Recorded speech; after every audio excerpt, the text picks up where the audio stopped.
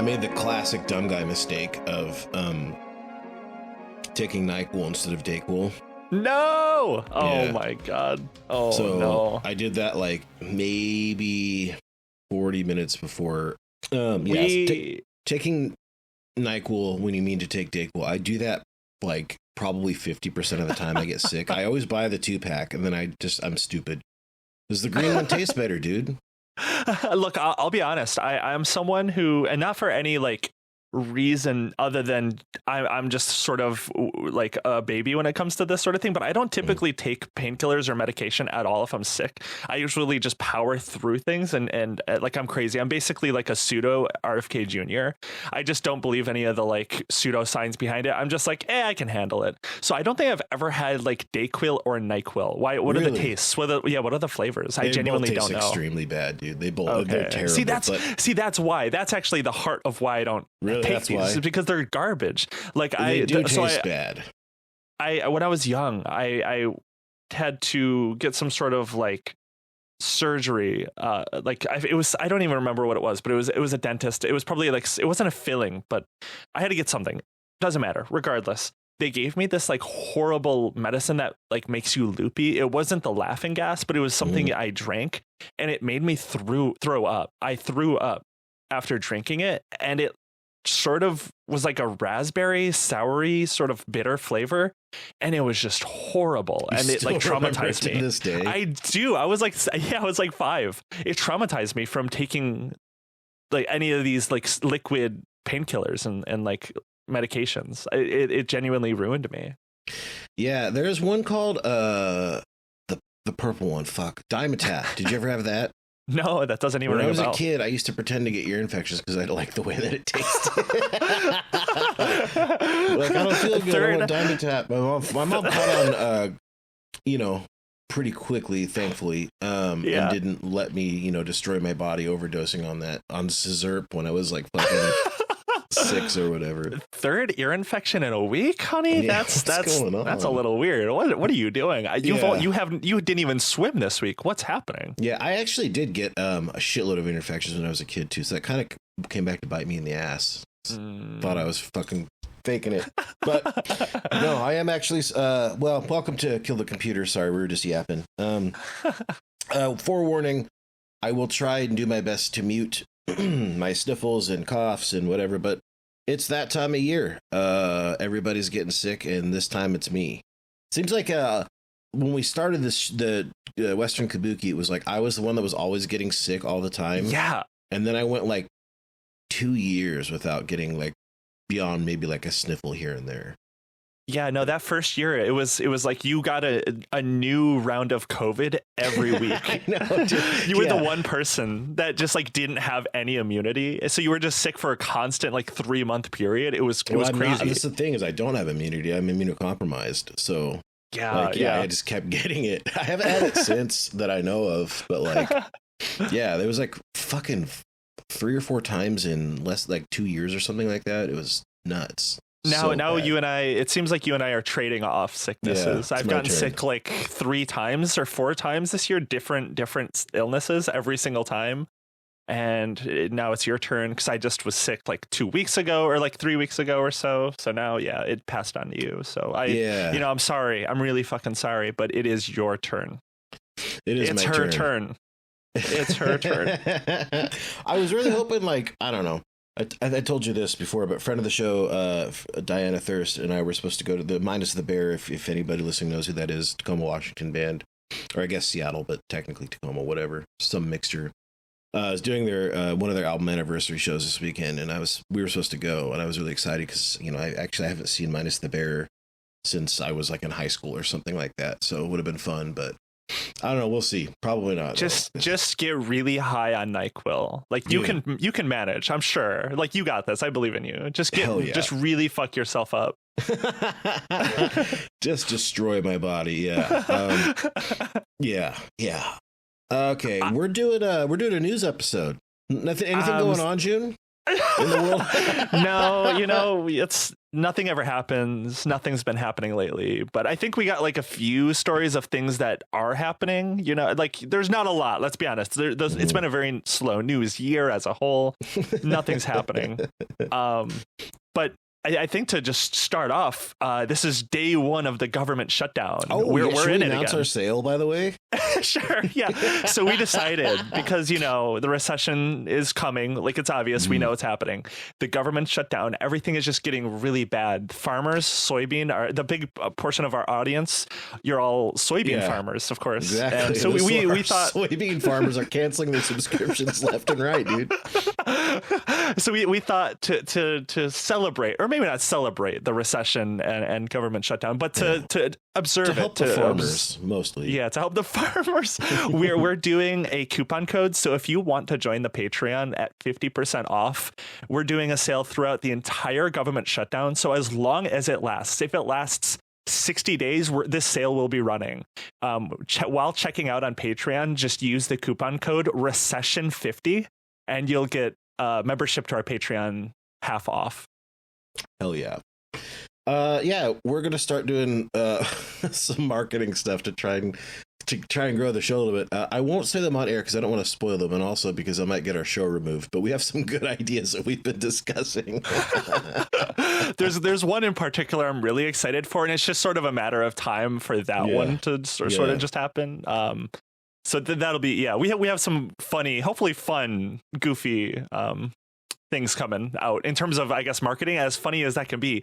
So I guess I don't know if keep an ear out. I'm finally gonna start using my perverse history as an internet marketer. Actually, you're an internet marketer now, technically. I kind of am technically. I mean, I've learned a lot. I've learned tools of the trade. Yeah, we're both gonna watch Mad Men and learn the art of advertising. Marketing, I've always called it evil psychology. It's the demon psychology. So like psychology, therapy, that's the positive, that's the good version of it. And the evil, like the anti version of psychology is marketing. It's using therapy for evil. I mean, like it's a counterbalance. One of these days I should grab some of my textbooks. Like from when I started I never finished it, but I started my master's program. Because you have to learn like sociology and some psychology stuff for some of this, and the things that like we had to do were extremely perverse, and it's fascinating in a sense of just like this book didn't actually come from my college program at all. My ex just got it from me because she thought I would like it, but it was called like Signs of Life. It's about semiotics in advertising. And it's just about how to essentially prey on the insecurities of people using like psychology to understand, like, why badasses wear jeans and leather coats or whatever. You know what I mean? It's just like very cynical and fucked up. But that's the shit that you have to learn. So it is. I mean, we're going to be smoking in movie theaters. No, I mean, just look at like the way that AI, a lot of these companies, specifically Meta, I think has gone the hardest with this. Is a lot of their marketing will be like, you're lonely, right? Everyone's lonely. You're lonely. We're all lonely. How about talk to our AI chatbots so you're not lonely? Buy a subscription. Buy into this. Buy into Quite this so you're not lonely. Therapy in the metaverse with an AI therapist, so they can listen and then sell you more relevant ads. Like I should have killed myself years ago, dude. I can't fucking deal with this shit anymore, man. Look, you're telling me you're not looking forward to putting on a massive headset to do therapy? BetterHelp therapist. Oh God. Yeah, I did do better. Did I tell you I've done BetterHelp? I did it once in a moment of desperation. Yeah, I did. Oh my God. Wait, tell me about it. Okay, so here's my I thought I told you this story. I might have even told the story on the show, but whatever. If this is repeat, sorry. You can cancel your half off Patreon subscription if I already told the story. Okay. I would just, going to therapy for all the reasons people do. I was like, I think this was during like lockdowns or close after. So, okay, I'll give this shit a try. And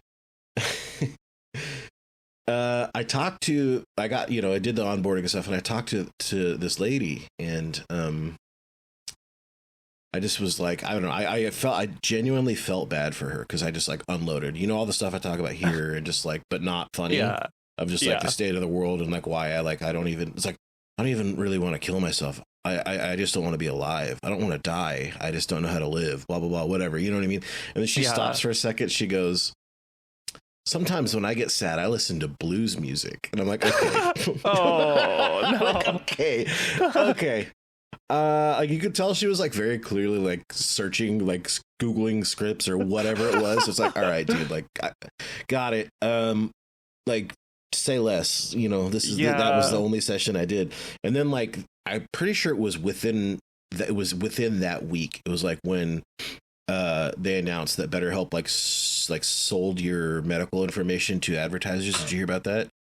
No, I didn't. Yeah. So anybody who signed up, like we're in there, they sold that, which is extremely illegal. They got a huge lawsuit. And so they like if you were depressed, it was funny. I made a joke about it and tagged BetterHelp, and it was like, here are my targeted ads on Amazon after one session of BetterHelp, and it was like a noose and a wobbly chair.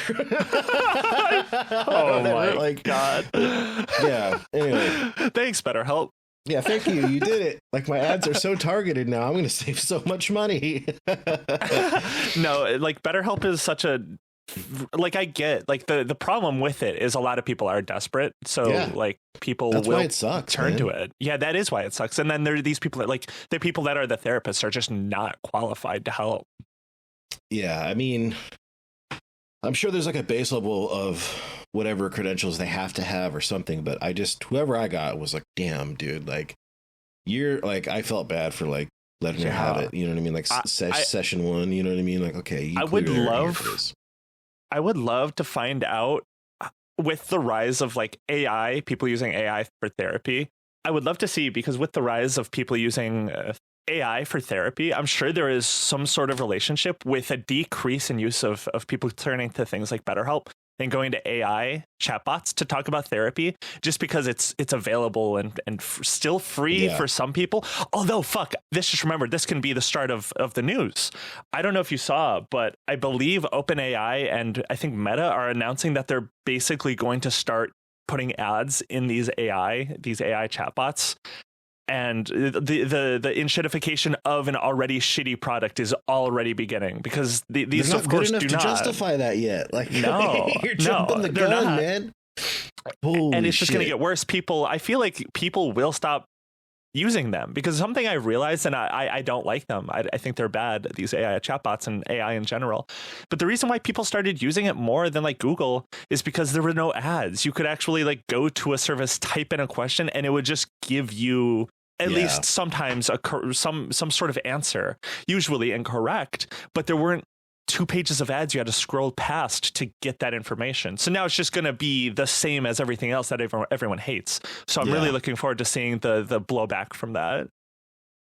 Yeah, that's dog shit. Everything gets all of tech just gets worse. I love it. Yeah. So let's go back, because we jumped ahead. The government is shut down as of midnight last night. Yay! Yippee! Yay! So, do you remember the last shutdown? So, I think the last shutdown, if I remember correctly, was in 2018 under Donald Trump as well. And I think there were like 4 shutdowns in that year alone of varying lengths. Like there was one that was 9 hours. Those were like kind of partial shutdowns, though, weren't they? Like, do you remember the last big one? That was, it was 2011, I believe. Oh, I don't exactly remember that one. No. Yeah. Well, what I think is interesting is like, there's a lot of things that like, the reason that I bring this up, there's a lot of stuff that's supposed to happen like during a shutdown, and that's just kind of been like precedent, or you know, how handshake deals or whatever. One of those things is like, so for those of you who don't know how this works, like essential government employees that are required to work, they won't get paid while they're working, but it's by law they have to be back paid while, you know, for the time that they work. But contractors don't. So federal contractors, so I live next to a bunch of military bases out here, and a lot of the people that work on these bases are deemed essential, but they're not actual government employees or contractors. So they could be working for however long this is off, and Donald Trump can just be like, sorry, too bad, so sad. Blame the libs, and these people could be out of like weeks of work without pay. Like that could happen. Yeah. I don't know. So some good news, because that's obviously really bad for a lot of civil servants. The good aspect of this is there is a lot of ICE agents that will not be getting paid, but still, I think sadly still will have to work. So they will still be out there being the Gestapo. Yeah, and the thing is too, is they will get their money. It's required for them to be paid, which, you know. I just really hope that hurts their morale. I hope they quit. I hope it lasts long enough to where a lot of these like people, which I don't know if you've seen a lot of these new videos of ICE agents. There's been a lot coming out of Chicago and Portland in particular. But a lot of the new ICE agents look like the type of guy that you used to argue with in like the old days of Facebook. I don't know if you have a lot of experience arguing with conservatives on Facebook, but every ICE agent, every other ICE agent looks like one of those guys. It was the kind of guy that really wanted to be an operator and like sort of LARPed like they were online. That's every ICE agent now. Yeah. So I hope that morale's low for them. I hope it gets to them. Yeah. Speaking of that, arguing with right wingers on conservative and ICE and all that. Did you? Yeah. So Portland, they caught a bunch of like right wing agitators like dressed in like black bloc gear. Did you see that? No, I didn't. Well, one of them is Joey Gibson. He's like the leader of some patriot whatever bullshit. He's from Vancouver, Washington, which if you know, that is like Hitler Central for Western Washington anyway. Is that where Gavin McInnes is too? He might be. I don't know, dude. There anybody like that you said they're from Vancouver, Washington, I'd just be like, yeah, sure. Like it. Yeah, it of sucks. Course, yeah. If it's like, you know, it's a nice enough place, whatever. It's like, I mean, it's quite literally on the border with Portland, so it's not like it's far. It's like a small city, but smallish, relatively small city. Yeah. Anyway, just a lot of Hitler types there, and he's like the big one. I found out something. So the video goes, or they come and unmask these guys, and they find out one of them is Joey Gibson. And I found out I was talking to my mom about this, and I didn't know that Joey Gibson got his start by calling in to like, he was just a regular, like he was like the original reply guy of like talk radio. He used to call in, there's a show out here, John, he's dead now, John Curley, had this like kind of shitty, racist, terrible, evil Hitler show. And he was like, I used to call him Joey the Garbage Man, or Joey Garbage for short. And I didn't know that like Joey Garbage now he's like probably like on FBI watch lists for being like a terrorist now. So he was like fucking shit. That guy, Joey Garbage, was in Portland trying to like, you know, agitate to get troops to, I don't know. That's like every person on the right now. We're a country being run by people that got radicalized because they got everyone got all of these people in the right, like in Donald Trump's administration, got radicalized by getting dunked on Twitter too much. And now that's why like everything they do is they just want to rub everything in everyone's face all the time. And I think that like reverse dunking on a national stage like that, it will just totally backfire. I mean, you can already sort of see it happening like that with a lot of Donald Trump's approval going in the tank, going just dog shit. But it's wild to like recognize and see that this is what's happening. You know what's interesting is, and I don't know how the finances of this work, but I did see, even though we're shut down, I still did see one of those ICE recruiting ads on TV today. So they got money for that. They have money for their fascist ads to play on television. Have you seen those, dude? They're so like. I've seen some of the AI generated ones. Those are really like they're targeting. So I'll try and find it and play the audio here, but I'll describe it to you. But they're like targeting cops and like, you swore an oath to protect your country, your city, but your local government has like failed you. And so join ICE will give you $50,000 bonus, and you can do the things that you set out to do when you became a cop. Fucking God. So they want you. They want to basically drain other enforcement agencies that the federal government has less control over, so they can have like a much more, I mean, the way that they're building ICE right now is they're trying to just get in all of the loyalists possible, loyalists to Trump, loyalists to that's quite a right-wing literally. project. I mean, we knew this was happening even during his first term. He wanted to use this as kind of like brown shirts or whatever, but like, yeah, that's quite explicitly what they're doing, and it's very concerning. I felt my brain heating up when I saw that commercial the first time. Very bad. No, that's bleak. And I bad part about all of this is it seems like they're getting to work on building up ICE that way a lot quicker and a lot faster. Like earlier in his administration at like a much higher speed. So I think that's why we're seeing a lot of escalation with ICE and different detention centers, specifically the ones in like Chicago and Portland, because they're invading these like different cities. Yeah. Sucks. Yeah. I wish I had something more insightful to say, but damn, somebody should do something about all these problems. Well, what I will say to round this out is there's a lot of specifically, I don't know about Portland, but there's a lot of really good local journalism in Chicago, specifically Unraveled. I don't know if you've heard of Unraveled, but it's like a little journalist outfit. They've been doing. You showed them to me, but yeah. Yeah, they've been doing a lot of good work on the ground. One of their I think someone who does a lot of filming, like a film crew guy, got detained by ICE at this camp a couple of days ago, got released like the next morning. And he described the conditions of a lot of the like chambers or like the detention center. And it sounds, I mean, it should be a war crime. The stuff, the horrible conditions on the inside. It is disgusting. The way it was described, it is inhumane. So I guess all of this to say, support local journalist organizations if you can. They've been doing some really fucking good work recently.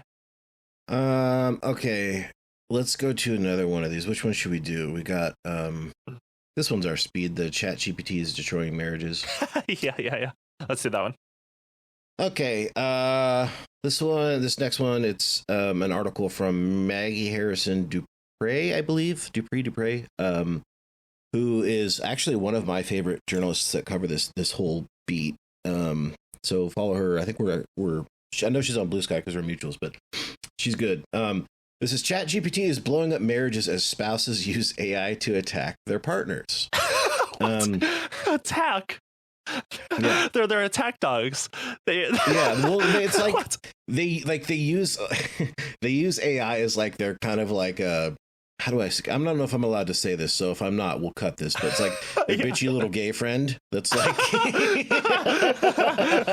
to like how to like fight. Like yes, you ever like pop have off. A friend that like has like they have like an attack dog friend help them draft their texts when they're in an argument with something. Oh, absolutely. I feel like at least everyone has been there at least once. Everyone has been that one friend to be like, all right, let's like sit down, let's lock in. We're going to handle this. We'll draft it.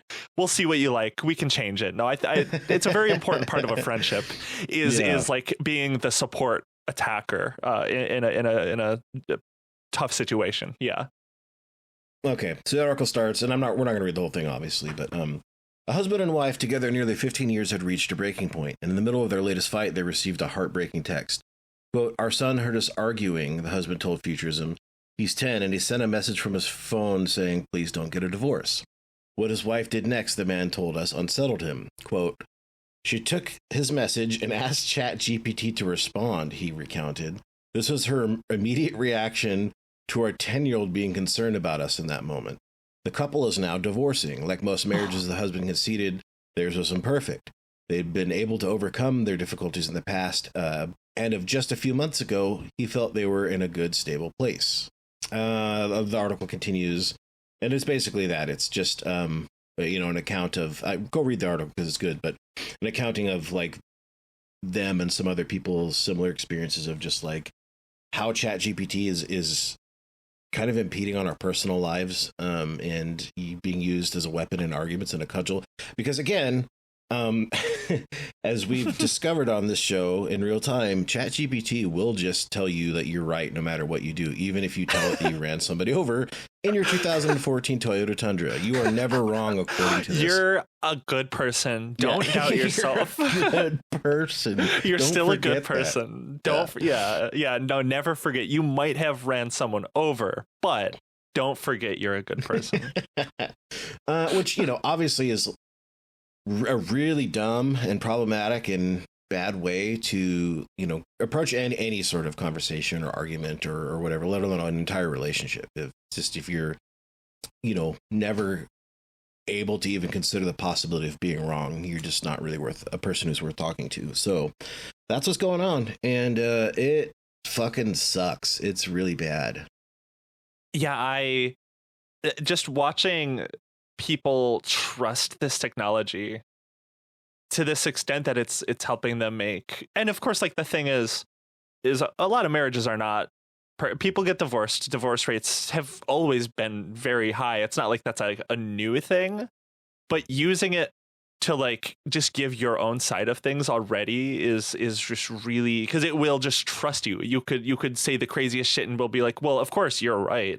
It's really, that's really bad. And I don't see that. I can't see how this will decrease unless this technology just sort of, we as a society decide to shun it. It's, I think what will have to happen is a lot of these data centers are just going to have to really fuck us all over, right?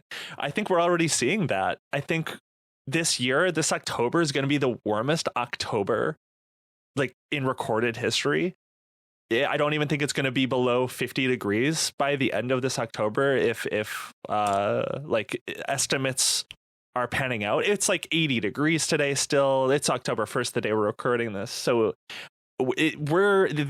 climate change is escalating almost entirely because of these data centers.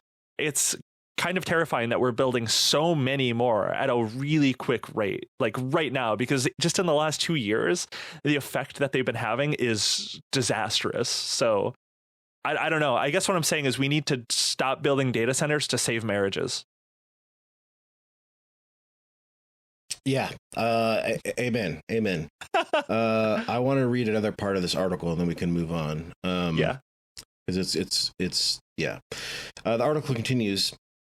Everywhere you look, generative AI is creeping into intimate relationships. Some people are using chatbots for roleplay. Other people are employing them to analyze interactions with love interests or communicate potential dates online. Last month, an executive at Google told The Verge that rather than drumming up a quick message yourself, you could direct a Gemini-infused smartwatch to communicate to your spouse that you're running 15 minutes late and send it, quote, in a jokey tone. Even Geoffrey Hinton, a Nobel Prize-winning computer scientist known as the godfather of AI, a technology that likely wouldn't exist in its current form without his contributions, recently conceded that his girlfriend broke up with him using ChatGPT. Quote, she got ChatGPT to tell me what a rat I was. She told the chatbot to explain how awful my behavior was and gave it to me, he told the Financial Times. I didn't think I'd been a rat, so it didn't make me feel too bad. Well, Jeffrey, you are a fucking rat because this is all your fault. This is his fault. He deserves it. I think, this is a little bit of a relationship advice. Like, I think people, instead of turning to AI to sort of solve their relationship issues, I think what people need to start doing again, and everyone's been very lonely. The loneliness epidemic has just increased over the years. Is I think if you're in a relationship, maybe introduce a third rather than introducing AI. Instead of introducing, yeah. Like, see, I think the problem here is a lot of people are just talking to the AI themselves. They're keeping it separate from their love life. But maybe maybe using AI. If you want your unicorn, it's right there. Yeah. Like, has anyone tried this? It doesn't sound like it. Maybe that would result in a better, stronger relationship, is using it as a third. You know how couples sometimes would, well, I don't know, whatever. Back in the day, it was a thing where sometimes like a married couple would share like one Facebook account, which is really weird. Yeah, that was a weird phenomena that happened and like lasted for a couple years. I still don't understand those. Those were crazy to me. Like, Derek, do not read this. Jessica, hello. Anyway, Like, what if couples shared a ChatGPT account? Think about it. Oh, wait. I mean, that would, if they're using it for like therapy, I mean, you need all the context to get all the correct context for the AI to make proper decisions. Who does the AI choose, dude? Yeah. Oh, like this is an interesting experiment. Like, reinforce? I hope someone out there is doing like a study on this, is like figuring out like what AI, like how it would decide getting two sides of a story, like two separate, fully distinct sides of a like drama or situation. It's definitely how worth clear-cutting several acres of forest to answer that question. And poisoning entire communities of Black people down in Texas, like all definitely worthwhile. Yeah. Okay. Well, we'll leave it in the notes. Go read that article. We should move on to another one. Yeah. How about let's do. It's been a while since we've talked about gaming. Do you want to talk about the EA buyout? We can. So I wasn't going to read from any articles on it, but I can talk about it because I mean the Saudis and Jared Kushner have purchased it. Yeah, I think we could just talk about it. I don't really have a specific article. Okay, that's fine. I just saw it. And some news that they're already going ahead with today that I'll mention. My hope with this is that it finally is the breaking point for the NFL to sever its communication. So if you don't know this, the NFL has for years rewarded exclusivity to EA to make John Madden football. And not even just that, like no other game can even have like access to NFL team logos or whatever else. So like by de facto, they have a monopoly on this entire sport. And it sucks. And the game fucking sucks. You pay $70 every year and it's the same game. Sometimes, often, I would say is actually worse. They remove features. Oh my God. God. You know what I mean? It's been the same game since probably, frankly, 2018. I don't know. I stopped buying it for years because I was just so sick of it. I got 2018 and it's pretty much the same game every year. And every year I say I'm not going to buy it and I don't, or I do. This year I haven't, although I will say it's very funny. And this is a really bad sign for EA that it like we were in week 3 of the regular season NFL and it was on sale for half off. That doesn't usually happen until like near the end of the season. So bad sign. Anyway, this is the year where they, I think this next one is the year where they have to decide if they're going to open up exclusivity to other companies. And if you watch the documentary on Madden or know anything about the history of it, every time this happens, basically, they come up with a new awesome game because they have to. It's like weird. You mean you actually have to innovate and do things. So my hope is that because private equity is now involved and they don't give a shit about anything, they're just going to, make it even sloppier, like the slop football thing. And the NFL is going to be like, all right, well, I mean, we're going to have to open this back up. I mean, how many times have we seen private equity get involved with anything and just completely collapse? Just yeah, I can't think of a single time. I mean, I'm sure there some nerd will email us like, no, actually. But like, I can't think of a single time like private equity has ever improved anybody's life ever. Like, and that's been like the interesting part of the Saudi takeover of EA, and of course our good friend Grums and that like Gamergate worlds. I saw about this through him. What's his take on this? He thinks this is great. He's like, yeah, of course he does. Yeah. Like all these people, all these like Gamergate anti-woke people think this is great because they're stupid. They're like, oh, now that Saudi Arabia, like a conservative country, now owns this company, all of the woke will be gone. Woke will be gone. They're going to get rid of the gay stuff. They're going to get rid of all the stupid woke. And also in this, I've seen people have takes like, oh, and now that the company is private, they're not beholden to the market. They're not going to have to make different decisions that ruin games. That's not true. That's literally, not true. That's quite literally with private equity, the exact opposite of what happens every fucking time. If we're lucky, if EA is lucky, it will still exist for the next like 2 years. The ultimate likelihood is that they're going to that shit down to the bolts, dude. Exactly. That's always what happens. This shit always gets these companies completely demolished. I just couldn't believe my eyes that I know these anti-woke people are complete they're frauds. mad because EA made Dragon Age. Okay, that makes sense. And like Sims, what all they have. You know what I mean? All I know is the sports stuff because I'm, Claude. But yeah, they do have like a Dragon Age woke. Was pretty bad. I've never played Dragon Age. I just know the new one was like fine. It was like not the best or whatever. No, I'm sorry. It was dog shit. It wasn't because it was woke. It was just a dog shit game. It was like soy Disney dialogue and stuff. And like this is a game where you're fucking killing people with fireballs and stuff. You don't need like, okay, I've got a plan, and then I have a better plan, and you know what I mean? It's like the opening sequence. I was like, dude, this sucks. This is terrible. It was so soy. Yeah. But there was not like I couldn't think of anything that was like woke about it. Soy and woke are distinct things. You know what I'm saying? Absolutely. You can be anti-woke and soy. And I think the anti-woke soy.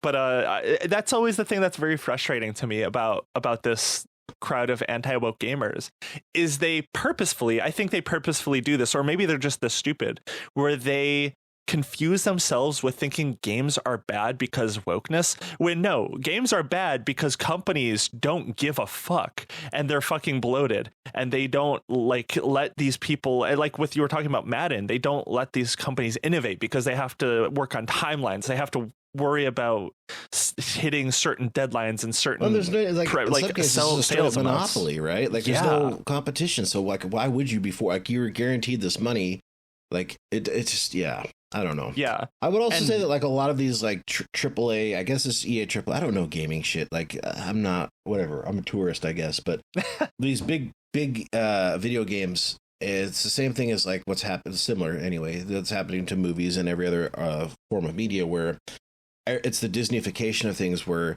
instead of making art, instead of taking chances, they're trying to make the thing that is the most palatable to the biggest audience. And that's like what I think was wrong with Dragon Age. Yeah, it's what's wrong with a lot of that sort of like, and of course they'll always call it woke, but it's just like the race to the bottom. Woke the is race whatever I don't like though, dude. Oh, duh, of course. No, woke is. I haven't paid taxes in years because that's fucking woke bullshit. You're real for that, yeah. No, and if they come after you for that, woke. Trump's president, dude. Wait, fucking pay my taxes like a fucking soy woke dude. I do love that simultaneously woke has been killed. Like apparently Trump's administration's killed woke, but yet we're still like woke is still running everything and needs to still be taken on, like all of these people. Yeah. Apparently both are happening at the same time. But so some news I saw this morning from EA after the takeover, they are planning on doing a massive round of layoffs at the company, and weird. and laying and like so the different type of people they're laying off, they're going to replace them with like AI functionality. So like instead of being able to call like a rep, you'll talk to what everyone loves. You love this. I love this. I love calling a company or somewhere and hearing an AI chatbot and having to go pharmacy, like having to go pharmacy, and it's like, oh, will it hear me this time? Will it fucking understand what I'm saying? Hopefully. So that's what everyone's gonna have to do. The amount of anger I feel just even hearing you like say that, like, yeah, it would be like one of the most humiliating things you could do to me if like somebody uploaded a video of me like interacting with one of those things, those AI things. I go fucking berserk, dude. Like I really do. They enrage me too. I hate them. I hate it. I sometimes when I'm feeling lazy, I'm like, I don't even want to call to renew my prescription because I don't want to fucking deal with the automated service. I just don't want to do it. I just fucking hate it so much. It's so frustrating. All of these automated fucking call services. Horrible. Damn. Well, RIP EA. There's a lot of games on here, dude. They do a lot. A lot of properties. Since we're on the topic of Saudi Arabia, just very quickly, did you see the Riyadh Comedy Festival that a lot of big comedians were paid to go to just this last week? Yeah. Yeah. A lot of comedians showing their asses. Whitney Cummings, it was like, it's not a comedian's job to take bold stances. And it's like, oh, shut the fuck up.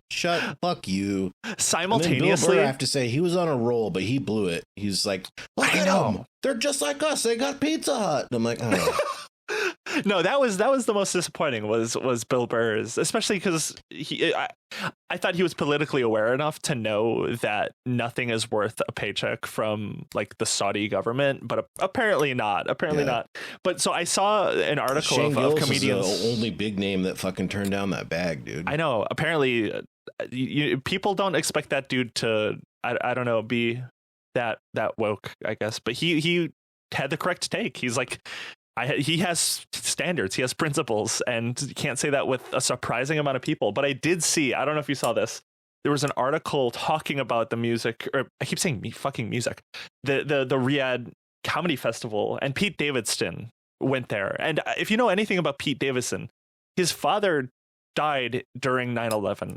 I believe his father was in one of the towers. So and like we know, killed your dad, Pete. Yeah, Saudi Arabia. There's a lot that people got wrong initially about 9/11. We went to war with Iraq over it, but Saudi Arabia was almost entirely responsible for 9/11. We know this now. So why would Pete Davidson go there? Bizarre. But he saw a lot of critique for that, and I'm gonna read off what he said. I think it's one of the funniest fucking things I have ever heard in my life. So he goes, responding to the criticism: I've been getting a little bit of flack just because my dad died in 9/11. I think that's a fucking crazy way to put it. My dad died in 9/11, so I've been getting flack for my dad dying in 9/11. Is crazy, dude. That's how could you say that? How could you say that? How could that be your response to like taking Saudi money after your dad died in 9/11? That's just, it fucking blew my mind to maybe one of the funniest things he's ever said. That is actually pretty sick. Yeah. Good job, Pete. The first time you've ever made me laugh. Okay. Anything else on the EA situation? I think that's good that we got a little bit of gamers. We got games. We got Gamergate type guy update. Of course, they love it. I think let's move on to a new story. This one, and the article itself, I'll put it in the notes because I'm legally obligated to if you read it or whatever. But like, it's a terrible, just dog shit blog, but I just want to get the conversation on this going because it's very funny. This is from twistedsifter.com, which I don't even know what the hell that is. There's a lot of ads on here, even for, some sort of blog. But it's influencer is too exhausted to post content this fall, and her followers are reeling from the news. Do you want to watch some of these videos because her post is in here? Yeah. So I'm familiar with this. I was hoping it would be this. So did people you know this? I did see this. So are we going to watch some of her fans posts videos about this? I'll edit the audio in after. How about that? Yeah. If you're already familiar. Okay, good. Hi guys. This is my 4th time recording and just don't know how I'm gonna tell you guys that I'm not gonna be able to post fall videos this year. It's just a lot of pressure, and it's just a lot of pressure to make each video better than the last, to make each fall trip better, and I just really need a break this year, and I'm really sorry. So update about this though. I don't know if you saw, but a couple of days later, she was like, "Just kidding, I'm doing it. I'm posting this fall." And everyone was like, "Kicked too hard." Yeah, yeah. But no, this is that Christian girl fall girl. You know about her, right? She's very well known. I do not. I don't. That's not my beat. Oh, so this is a brand new person to you. Oh, this is and I'm on TikTok a lot, dude. I'd never heard of her. Yeah, no, every year, I forget exactly when this started, but that Christian girl fall aesthetic came from her. She popularized it, and every fall, every October, November, she will make content that's Christian girl fall content. So it's a big deal for a certain type of person. Every year it's oh, it's Christian girl fall. So a lot of people who don't normally talk about politics but had something to say when Charlie Kirk got shot probably follow her. It's really awesome that was like the next news story after that. It's like Charlie Kirk and Christian Girl Fall is canceled. They shot Christian Girl Fall. Israel did. Israel, yeah. So the whole thing was she's like got content creator burnout, and so now that I understand the context of it being Christian Girl Falls like her thing. Yeah, I get it. You know, the article we don't need to read it. It's whatever. You've heard the audio now because I already put in my notes to put it in. So she had, talking about having burnout and just kind of whatever. And it's very funny because like this is like Schrodinger's problem. Like she's correct. And she's like, your job is to post, like, fuck you. You know what I mean? But as, I guess, a comrade in arms fellow content creator, like, dude, like, we did this. We had a guest cancel. Okay. We got timing wrong. So we're doing a news episode last minute. I'm the sickest I've been in over a year. Sometimes you don't want to do stuff, Yeah. And then you think about, like, and it's different for her too, especially because she's video. People are perceiving your looks and all that. But like, I'll just say, man, it's like tough. What is it? I don't know, not emotionally, but not intellectually. Somewhere between there. Like sometimes it's like the being perceived consistently is, especially when you need to do it for money or something like that. Yeah, I get the burnout is what I'm saying. I'm like Hassan got shit on for saying like sometimes he gets tired from streaming or whatever, but like I get that too.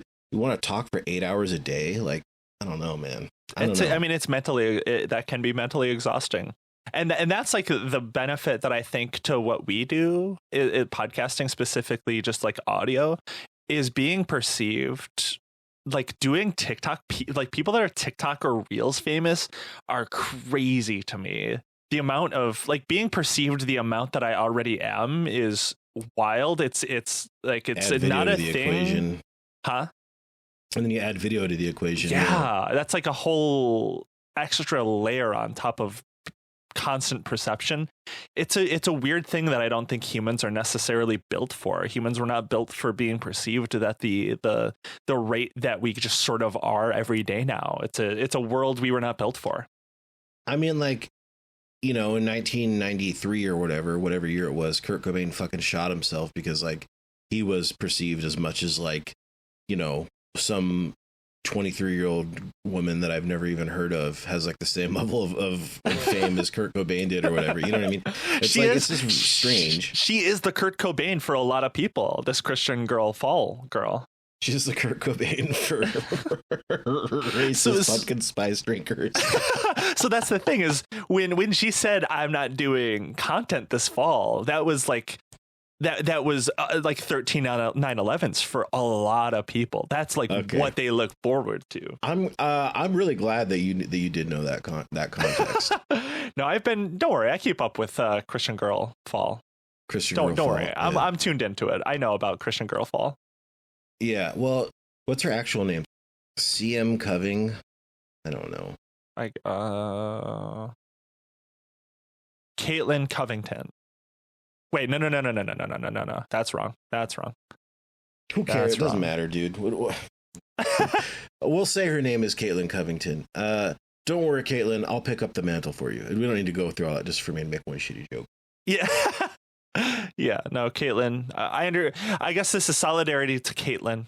Solidarity. We understand. But just like us, Caitlin also doesn't deserve rights. So, again, it's a tricky situation. We'll get all of the opposing parties. We'll make a peace deal. We're gonna figure it out. Yeah. Okay. We got probably time for one more. Which one do you want to do? Let me see. There's a lot of good ones. We talked a little bit about the medbed situation on the last episode. Yeah, we got an interesting comment on our Patreon about the genesis of it too. By the way, did you see that? Yeah. Do you want to read that off or at least describe it too? Because sure, this was medbed stuff I've been aware of, but it's still fairly fresh to me. I've never really dug into medbed conspiracies because I really thought, the thing is, I really thought, as the world continues to embrace conspiracy theories, of all conspiracy theories, surely med beds were a little too ridiculous for people to believe. But egg on my face, the fucking president of the United States believed in the medbed conspiracy theory himself, which is the theory involving him. So like, wow, like I'm really stupid for thinking I didn't need to learn this one. Frankly, I should have known. Yeah. This is from Samantha on our Patreon. Again, use code recession50 at checkout for half off your first month. Who I think I don't know, but I think if this is Sam from football, thanks for the tip. Been in our fantasy league for a lot of years. Samantha says, I might be wrong, but I'm pretty sure the origin of the medbed thing is that movie Elysium that came out years ago. That Tom Cruise movie. Did you see it? I never did, but I know of it. Yeah, it was. M83 did the soundtrack, but it was like they did like a Hans Zimmer soundtrack, and it was like. The main song was good, but the rest of it was so like it just did not. It fell flat. But it was like Tom Cruise, and then I can't remember who the actress was in it too. But they're like they have to maintain some sort of like a fucking space something, and then he finds out that it's like a space prison or something, right? There's like a something space prison. That. I don't know whatever bullshit it was. It was whatever. It's not a good movie. Okay. It's from that movie Elysium came out a few years ago. I never saw the movie, and I think a lot of people did. Yeah, correct. But it had a widely seen trailer that showed an elite class lying down in, quote, med beds. Going off memory here, and I might be wrong, but I'm pretty sure Alex Jones references the movie as a kind of med bed documentary. Come on. That part is true. I don't know if it's Elysium, but I do remember him talking about this. It's like, they're rubbing it in your faces, you know. with the med bed thing, and it's a QAnon thing because obviously they believe that. And, you know, those types think that all movies are real because it's a demon rule that the demons have to drop hints about the evil things they're doing instead of just doing them normally. Yes, they have to drop the clues. Yeah. So, watch Tom Cruise's Elysium is the takeaway here. I think it's fucking crazy that. For a while, it was like, oh, Alex Jones relegated to the dregs of the internet. He has no influence. But all of these people, like Alex Jones, Nick Fuentes, are sort of ruling the minds of a very specific type of person who is now the most important person in politics in the United States, which is just the pure, like the purest level of like SEALs, people that clap for everything that Donald Trump does, like just the hogs, uptaking everything they say. It's fucking amazing that like Alex Jones, Trump, or all of the like they perfectly represent this class of people. I just have to say, medbed daughter or Wally chair son. Okay, I mean, objectively, if we're talking objective facts and reality, which of course we are here, the med bed is a better deal. I mean, the med bed's like you get fully healed, you're totally all ailments totally gone. I mean, that would be fucking amazing. They have not figured out a cure for ulcerative colitis yet, and if I could go in the med bed and get a cure for that, my God, like, yeah, that would improve my quality of life greatly. That would be really fucking cool. So objectively speaking, I am choosing medbed daughter. Are you kidding me? Is this even a competition here? Oh my God. No, I just wanted to say medbed daughter or yeah. Wally chair son. No, I see. Just talking about it like this, I understand conspiracy theorists. I get it. It was really fun believing that could be real for half a second.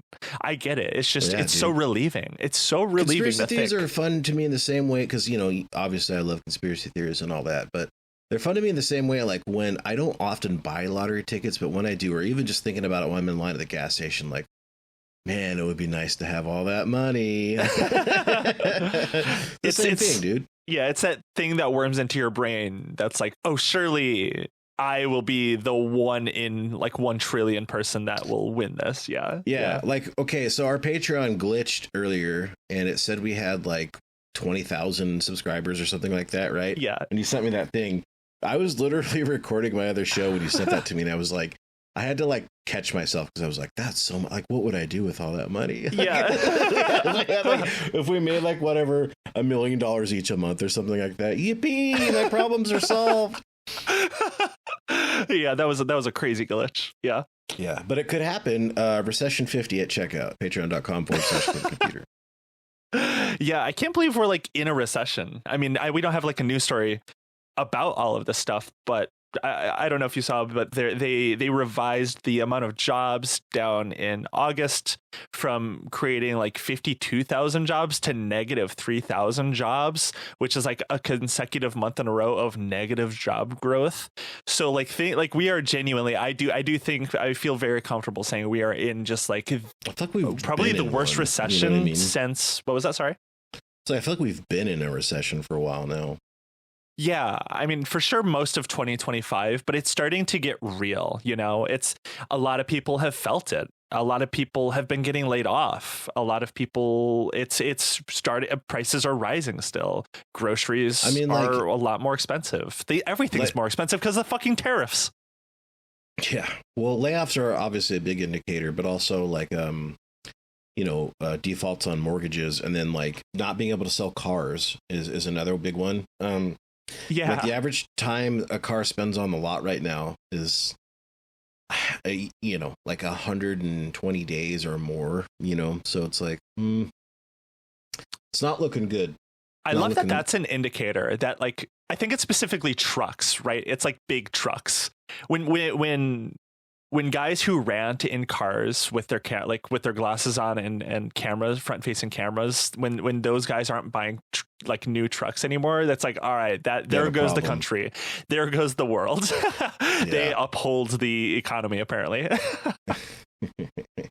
When these people it's no longer, it's like Groundhog's Day. It's like a fat 53-year-old with a horseshoe. A racist guy can't get a new truck. He's like, he sees his shadow and we're in a recession. You know what I mean?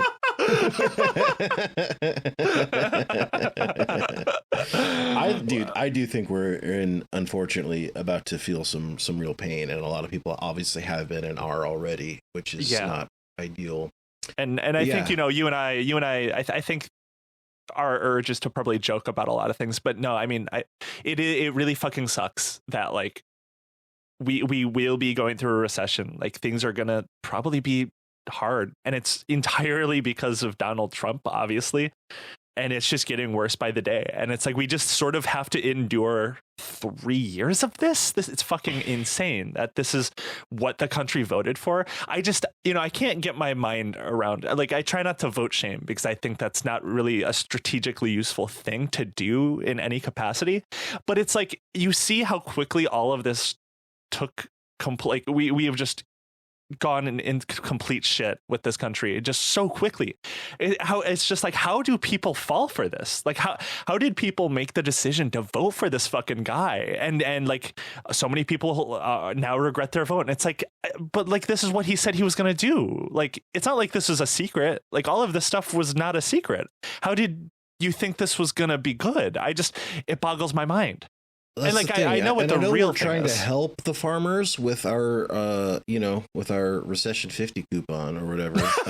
Yeah. But like, what did you think was gonna like happen in a trade war? Like now they can't sell their soybeans and fucking whatever doodads shit that they're growing. What do you think was gonna happen, man? Yeah. How could you not know? So when we would get these guys that go on TV and they're like, well, I didn't know what was going to happen. It's like, I don't believe you. How could you not know? It's the constant thing that Americans always do. They think the pain will be outsourced to other people that aren't them. They always think, oh, surely this will not affect me, but I'm going to vote for the thing that could affect me. But it won't, because of course it won't happen to me. Americans, I think, are just very self-centered, and they just don't think beyond, like, it's like the people that voted for, they voted for the person that said mass deportations. We're going to do mass deportations. And then like someone in their family got deported. And there's a lot of interviews of people's families being like, see, we voted for Trump and we know he said mass deportations, but we thought he meant like the bad guys. And it's like, no, that's not what he said. He didn't say we're only going to deport the bad guys. He said we're going to deport everyone. Yeah. Yeah. What is a bad guy? Exactly. I guess my takeaway from all that is, I agree with you, of course. My takeaway from this is like, the last election was a man who's saying, hey, I'm going to destroy the economy. And and Kamala Harris, and the Democrats still lost. Like, I know. See, that's what the heart of all of this is like, we can talk about how a lot of people were fooled by Donald Trump, but all of this goes back to Hakeem Jeffries, Chuck Schumer, all of the leaders in the Democratic Party right now just being complete fucking garbage. These people don't understand how to run a fucking party. The Democratic Party, 9%, there was like a recent poll that showed 9% is sympathetic to Israel. 9% of the voters in the Democratic Party are sympathetic to Israel. And still, every single leader in the Democratic Party is like, we got to support Israel because they are our biggest strength in our party. And it's like, you are not representing the party at all in any universe at all. And it's so frustrating to watch because we should not, like, the left should not be losing. Like, the Democrats should not be losing to a party that's like, we're going to destroy our own country because we hate all of you. That party should not be winning. Though we should all kill ourselves party should not be winning. That's just how bad the Democrats are. Like a guy holding a gun to his own dick or the Democrats. Like, those are the options, and we fucking blew it, man. Yeah. Do you remember that trend, by the way? The like when people would post videos of them holding guns. I forgot. No, I didn't remember that. Yeah, like they actually did that, and a guy actually shot his own dick off. Yeah, dude. That was a crazy trend like 2 or 3 years ago. I cannot believe that unlocked my my memory of that. We should really bring that back. Like, well, we did. We just did that at a countrywide level. That's what the recession is. We all pointed the gun at our dicks and shot. That's what we did. What I'm saying is we should create a bot farm and psyop that into coming back so more of those people shoot their dicks off is what I'm saying. Quite literally. Yeah, we'll work on it. We'll get Meta involved, I'm sure. Meta is, you can do a lot on Meta. One last news story, because we're talking about this. It was like this is where I got the bot farm idea from. I was just thinking, like, they did a study and all the outrage from the Cracker Barrel logo stuff, like not even like half, like the majority of the quote unquote outrage over the wokeness of Cracker Barrel was bots. And I actually did some research, and all I'm saying is that you can the cost for the hardware, for the phones, and for the hardware and everything is, I mean, depending on how many accounts you want or whatever, maybe $1,000. Then you're gonna need like proxies or whatever, a couple $100 a month. So I'm just saying, you and I could easily afford to start doing psyops. It would not be hard. See, like, that's we could do it as a laugh. I mean, it shows the annoying thing about all of this is it felt overwhelming. All it takes is a little bot situation, a little bot farm situation, and you can apparently convince the entire country that people care about Cracker Barrel's logo. You cannot tell me. If you told me a month ago, when before the Cracker Barrel shit happened, that there would be an outcry culture war about Cracker Barrel, I just straight up wouldn't believe it. I'd be like, fair, yeah. To be fair, they did have a woman as a CEO when that happened. Okay? And honestly, that says a lot. Cracker out of the logo. Yeah, that dumb bitch took my cracker away. I can't believe like it's just another one of those things where if you actually look into like why Cracker Barrel was like failing and being shitty, it's like a lot of financial reasons and stuff like that too, but instead they're like a woman took the cracker out of the logo, and like, that's woke. Can't have a white guy in there. I don't know, man. All of this is like it's crazy to me. I feel like a complete maniac that I'm watching all of this stuff happen, and I have to be like, wait, this is what everyone cares about. This is like what we have to talk about because bot farms are like forcing us to. And I don't know if you saw the response. And there's a whole thing with the CEO of apparently Steak and Shake. Apparently Steak and Shake wants to get a bigger share there. I think they're owned. I am, please fact check me on this. I might be wrong, but there is some sort of competition. They're owned by the same person. Like there's like a same conglomerate, but there's someone that has ownership stakes in both companies, in Steak and Shake and Cracker Barrel, and the person who owns Steak and Shake wants to take over Cracker Barrel.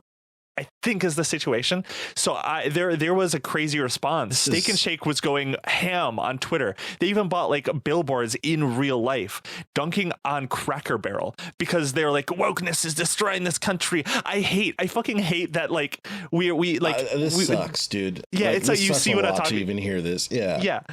No, it's the fact that these companies, these social media, these fast food companies don't just do playful like teehee wow $5 foot long sort of like replies to different brand accounts. Like that's not what they do anymore. They get in like flame wars. Fucking Wendy's would tweet hamburger, you know what I mean? But now and then McDonald's would reply to that. Yeah, like, wow, your hamburgers are square, fuck you, all these stars aren't frozen. Yuck, yuck. And they're in the same group chat jacking each other off. By the way, I need you all to know they are all in group chats together. I know that from firsthand experience. Saying. But in any case, they used to do that. And now they're like, from official Steakums accounts, like the Cracker Barrel logo no longer identifies with our national identity by taking the white person out. It's like, dude, this is no way. This sucks a lot. It's like the most, it's the most horrible aspect of, it's probably worse than the recession, honestly, is that we have to watch these brand accounts act like this, like fucking soy. This is soy. This is soy behavior. This isn't woke. This is soy. This is totally soy. Soy occupied government. Okay, that's probably a good place to end it. Yeah, good as any. Amazing. Anything to plug, June? Yes, I have a couple of things to plug. I don't always plug things, but I have a couple of things to plug. My friend Altamira put out a new song recently, and she asked me to do a line read, just a quick little intro to the song. So if you want to go support, if you want to go listen to my voice and also listen to her single that she put out today, go check out. We'll put it in the description of this episode. It's called Pacifier. Good song. So check that out. I also went on the Powerless podcast recently. It's like a music show. Caleb, you and I, we both love talking about music, and we don't always get the chance to talk about music on this show. So I went on that show. We talked a lot of music. So that was a very, very fun, chill hang. That show, I've been on it twice now, and it like allows me to info dump about everything I'm listening to. And it's just really fun. Very fun show. So go check that out. Hell yeah. You know, maybe we ought to, we talked about doing a music episode. Maybe we can have him on for that. Because I'm going on there next, right? So I think so. Yeah, well. I'll reach out to him about that. We'll get him on the show. He's a good dude. And then finally, been working on Ill Conceived, my other podcast with Josh Borman, podcast about natalism. Been really fun. Go check that out if you haven't already. Awesome. I have two things to promote. 60-minute drill. We again, thank you for everybody who has subscribed. We just did a really fun episode today about, so like, if this is the kind of thing that sounds interesting to you, we did an entire episode today that is just the logistics of like how much money it costs and how intense it is to have like the NFL do like overseas games. Like they have to ship their food over in advance and hire chefs that comply with like European law and blah, blah, blah, blah. They have to bring, free, I don't know, the amount of money and time and logistics involved in that is just staggering. So we did an entire episode just on the logistics of international games and the history of them and stuff like that, which was a lot of fun, and the politics of it. Because, Arif brought that point up on our old shows. Like, well, when people say to me football shouldn't be political, of course it's political, because, resources go into every game essentially. So anyway, I will say, I respect your push for the left to take back over football. I mean, I feel like the public perception online is like Barstool. It's become like a very far right thing and a far right sport, and that's just sort of the perception of it. And I respect the push backwards, the cultural force backwards in specifically football. What's interesting too is we're not a huge show. Like all last season, we barely promoted that it existed. Just maybe a couple times on here, and we maybe just mentioned it on our socials, but just barely. We didn't talk about it because it was just more for proof of concept and for fun. But even so, the amount of emails we get all the time, and for such a small show, I don't know why we're getting this many emails, but it's all that. Just like, this is the exact kind of show that I needed, because that, that landscape is just full of putrid dum-dums, and so it's really good. Okay. And then on that note, I am working on my first written piece in many years. I've not actually written anything for a long time. I'm doing it for Arif's outlet, I guess, Wide Left, and it is a I don't know how much I should say. Is this the scoop that you got? Yeah. So I spent about a year fighting with the Department of Defense, uncovering some documents that had to do with Pat Tillman. And I've got, excuse me, Department of War. Yeah. Sorry. Sorry for interrupting. I had to fix your misgendering of that. Yeah. Yeah, I did. I misgendered the Department of War. Yeah. But yeah, I got some interesting things, we'll say. I didn't get the smoking gun that I know exists, but I got proof that a smoking gun exists. Something happened that the Department of Defense was so scared about during an ESPN documentary that we covered a year ago, that a 4-star general with the Wikipedia page was like overseeing their communications, and I believe oversaw my communications with the DoD as well, that had to do with the cover-up and murder of Pat Tillman. I can't get into it too much yet, because we're just going to be editing and fact-checking and some stuff like that, but it is a very interesting year of my life that I would like people to read about, that I have been working on. So check that out when it comes out, and just subscribe to Wide Left Football. Anyway, Arif does such wonderful work on there. If the politics of sports are interesting to you, he's worth paying for sure. Amazing. Okay. Well, we'll see you next week. See ya.